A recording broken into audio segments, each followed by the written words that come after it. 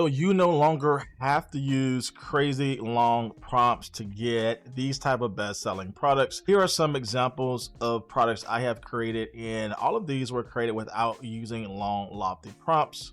This is the exact method how I was able to create all of these here. And today I'm going to share with you my entire system of how you can do the same thing.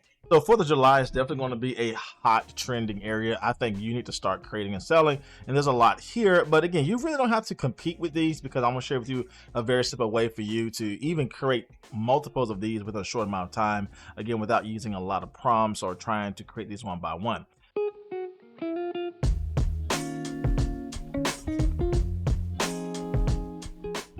This is all using my Creative Prompt AI tool. This is a custom built tool I built for my Etsy membership community just to make it really easy for you to create high quality products within a few short moments. So that being said, we can head over to Etsy and find a product that is selling well.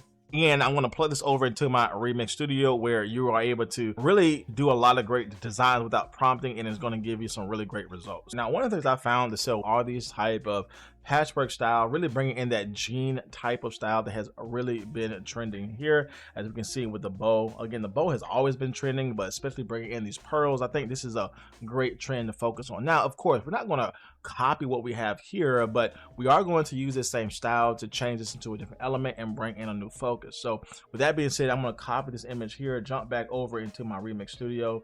I want to select the pre-prompt again for t-shirt. Again, make the background white here. I'm gonna plug in this reference image, as you can see here, just crop it out a little bit so that we can just focus on the design itself. Go ahead and hit save. Here's the prompt that we were able to put in here where we said keep the same style but change the element to be an American flag. Again, it knows the style that we're talking about because if I go down with the reference image, this is kind of what we want to see. We can see that jean type of style doing well, even with the jewel inside of the belt itself and the text. That is going to do extremely well. And look at the result we were able to get. First time running this, and as you can see, that came out well. Notice here how it definitely brought over the element of choice where we said the American flag, brought in that unique jean style, but notice how this type of jewel style is also in place and it still have text on the product.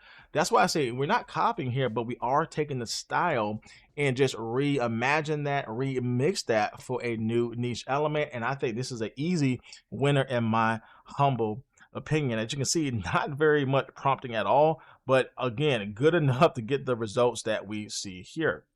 I can go ahead and save this, upscale this, and sell this on Etsy to start making profit in my shop. Now, one of the areas that can save us so much time when it comes to, again, not prompting a lot, but getting really good results is that I can head over to my advanced scaling option here. And with the prompt being just basic as it is, again, we're not going to change this at all, just keep it where it is. We said keep the same style but change the element to be. Notice here how I have that back portion blank because we're going to use advanced scaling to build this out even further. So going down in advanced scaling, all I said here was make this for different 4th of July niche elements.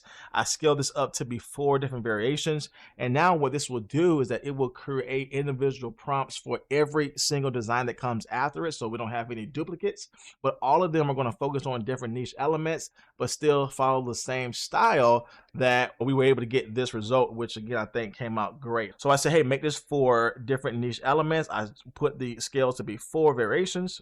And as you can see for variation 1, it is going to create something with fireworks with red, white, and blue palette. Obviously that is an element niche that we would definitely want to focus on here. The second variation is going to bring in a vintage American flag with distressed textures. The third variation here is going to highlight a bald eagle. And the fourth variation is going to include a barbecue grill and picnic elements because, again, we were very vague in what we want to get. We said, hey, make this for different niche elements for 4th of July. That's what we were able to get. If we do want this to be different, we can be more specific. We can edit this variation prompt here, but we're going to leave it as it is. And remember, the power behind this is really using that pre-prompt we have with our t-shirt, using advanced scaling, and really make it simple with us using this reference image. This is how I scale my business and really scale these designs to be multiple different niche elements that can be in multiple places on Etsy. So here's the image once again that we grabbed over from Etsy, but look at the results we were able to get. All these 4 variations came out extremely well. We said that we want different niche elements. The first variation was about fireworks. I think it came out great. Notice here how it's still true to all of those styles and elements and text that we said we want here. Here's the distressed American flag, which I think came out extremely well here. Still bringing in that popper jean type of style with the jewel things in the background here. Text all over the design as well. Here is the third one here, where it brought in the American bald eagle. Again, look at the text and the layout. And here's the last one here, where again was a funny one, but it still came out great, where we said make this for barbecue grills, because again we talked about creating this for different niche elements. This is a very easy way for you to find what is trending, use little to no prompting at all, and really scale this out to be multiple ways. This is really easy if you struggle with automation, either with Claude or Chat GPT, and you just really want to get a great output. I think this is the best system for you. So with that being said, we can take this design here and put this on a mock-up, sell this on Etsy. I like to sell these as digital product files, but one of the other areas that save me massive time is actually mocking these up to actually communicate what the niche is, but also make this visually appealing on Etsy. So we already know that when we head over to Etsy, there's certain mockups that just works well, right? So if you're spending time creating designs, but you're not spending equal amount of time picking the right mockup, then you're kind of selling yourself short, because all of this with keywords, with niche focus, with proper designs and mockups is going to help you sell well. So in order for me to keep with the trend on Etsy, and really what keeps me from buying mockups over and over again, is a site that I use called Vidmock. Now Vidmock is good because it also takes your still mockup photos and turn them over into video mockups.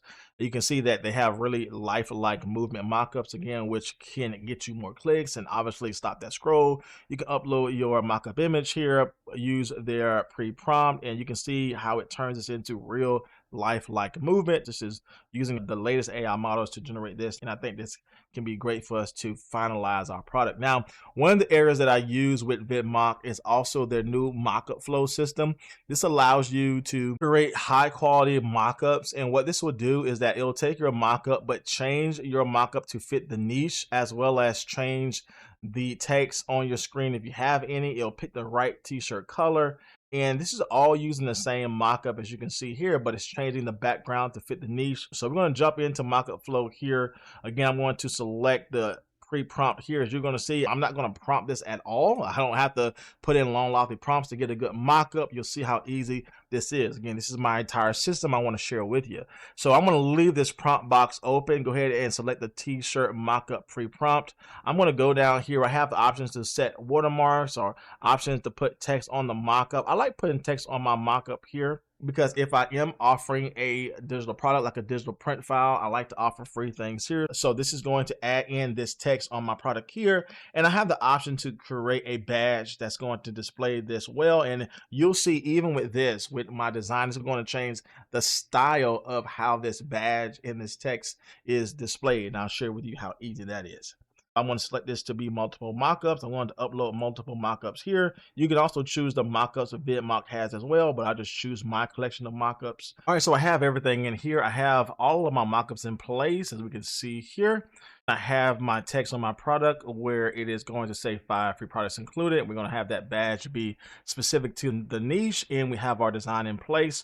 So as you can see, it's going to generate 7 mockups for us, which is exactly what we want here. We'll go ahead and hit run. And now it's going to run this flow where it's going to generate all of these mockups here. So here are the basic mockups that we're using here, just to give you a sample look. And let's see what it's going to do when it uses our design niche to change the overall background and layout of our mockup.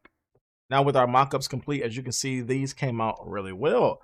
Again, this is an easy way to speed up your entire process when you are trying to create dynamic mockups for your Etsy listings. And as you can see, it definitely changed the background to fit the overall niche. Again, it picked the right color. We can make those color changes if you want to manually, but again, I think this came out great and definitely saved us time, and I think this came out extremely well. So being that we are going to sell these as digital products, having the text at the bottom fit our overall niche is perfect. This is really going to attract people to our listing. The overall goal was to stop the scroll, and then we were able to do that with this very dynamic image here. And all of our mockups, as you can see, definitely follow that as well. So with this being done, we can upload this to Etsy, start selling this. But this is an easy way for you to create dynamic mock-ups, but also create these stunning images that we can scale and create in multiple ways for our Etsy shop. Now, if you want to learn how to use this tool even further to create video mock-ups like you see here, go ahead and click the next video, and I'll see you there.